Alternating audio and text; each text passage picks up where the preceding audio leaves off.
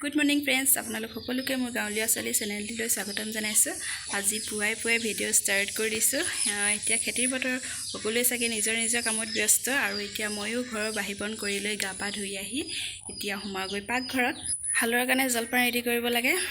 6 বাজিলে আৰু বেছি কথা পাতি নাথাকোঁ, আপোনালোকক দেখুৱাওঁ মই হালোৱাৰ কাৰণে কি ৰেডি কৰিছোঁ। বলক যাওঁ, পাকঘৰত সোমাওগৈ। আপোনালোকক আগতে এবাৰ কৈছিলোঁ যে মই অন্য এটি কলডিলৰ ৰেচিপি লৈ আপোনালোকৰ মাজলৈ পুনৰ আহিম বুলি। সেয়েহে আজি আকৌ লৈ আহিলোঁ। কলডিলখিনি মায়ে কাটি থৈ দিছিলে, এতিয়া মই অকল বনাইছোঁহে। চাই থাককচোন মই কেনেকৈ বনাইছোঁ। পিঁয়াজ দি আদা নহৰু দিয়াৰ পিছত ধুনীয়াকৈ এটা গোন্ধ ওলোৱাৰ পাছতে মই কলডিলখিনি দি দিলোঁ। এতিয়া ধুনীয়াকৈ লৰাই লৈ নিমখ দি জোখমতে ধুনীয়াকৈ ঢাকি থৈ দিম। দুবাৰমান লৰাই থাকিম। আলুখিনি ধুনীয়াকৈ সিজাৰ পাছতে ইয়াত আৰু এটা বস্তু দিম, চাই থাকক আপোনালোকে। মই এমুঠি দাইল তিয়াই ৰাখিছিলোঁ আৰু এতিয়া সেই দাইলখিনি ধুনীয়াকৈ ধুই লৈ টুকি ইয়াতে দি দিম। দাইলৰ সলনি ইয়াত চানা বা মটৰ দিবও পাৰে।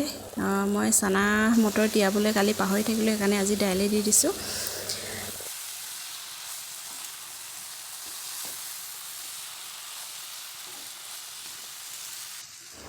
আৰু এতিয়া দি দিছোঁ গৰম পানী। দাইলখিনি বাতিটোৰ পৰা এৰি নগ'ল, সেইকাৰণে সেইটো বাতিৰে দি দিছোঁ। গৰম পানী দি ধুনীয়াকৈ লৰাই লৈ ঢাকি দিম দাইলখিনি সিজালৈকে।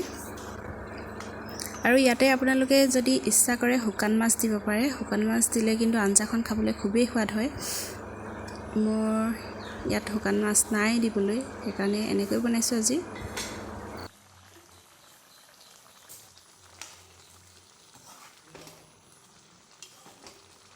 আৰু দেখিছেনে, দাইল ধুনীয়াকৈ সিজি গ'ল আৰু পানীও অলপ শুকালে। এতিয়া ধুনীয়াকৈ অকণমান মান ধনিয়া পাত দি গেছটো অফ কৰি দিম। তাৰপিছতে খাবলৈ হৈ যাব। এয়া দেখিছেনে কিমান ধুনীয়া হৈছে।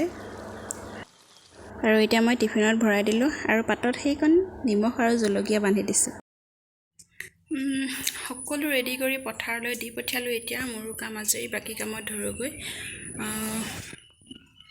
ভিডিঅ'টো আৰু বেছি দীঘলীয়া নকৰোঁ। আজি মোৰ ৰেচিপিটো চাই কেনেকুৱা লাগিলে জনাব। আৰু যিসকলে মোৰ ভিডিঅ' নতুনকৈ চাই আছে তেওঁলোকে মোৰ চেনেলটি ছাবস্ক্ৰাইব কৰি দিব আৰু কাষতে থকা বেল আইকনটো টিপি দিব। তেতিয়াহে মোৰ নতুন ভিডিঅ' নটিফিকেশ্যন পাই থাকিব। আজিলৈ ইমানতে সামৰিছোঁ। ধন্যবাদ, বাই বাই।